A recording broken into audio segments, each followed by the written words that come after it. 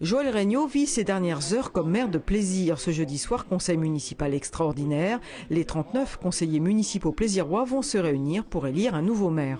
Eh bien, j'ai souhaité tout simplement, comme dans une entreprise, anticiper ce passage de relais.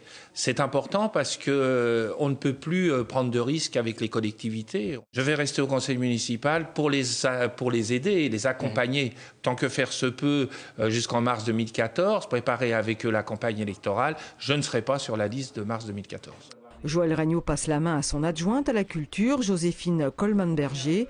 Élue à la ville de Plaisir depuis 2001, elle est investie depuis 30 ans dans le milieu associatif et artistique. Du côté de l'opposition, le départ de Joël Regnault s'explique. Pour eux, la campagne des municipales est lancée.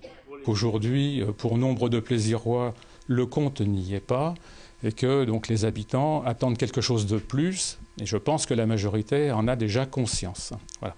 Et donc, d'une certaine façon, moi je pars du principe qu'aujourd'hui, 18 mois avant mars 2014, eh bien, on est rentré en campagne municipale. Je me dis que somme toute c'est assez logique.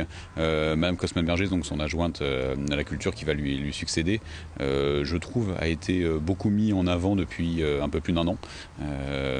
Ça s'est vu notamment au moment de la campagne sur les sénatoriales. Elle était 6e sur la liste de Gérard Larcher. Une passation de pouvoir entre un maire et un adjoint, cela n'est pas rare. Récemment, le cas s'est présenté à La Verrière et à Magny-les-Hameaux, où respectivement Pierre Sélincourt et Jacques Lolioz ont quitté leur fauteuil de maire avant la fin de leur mandat.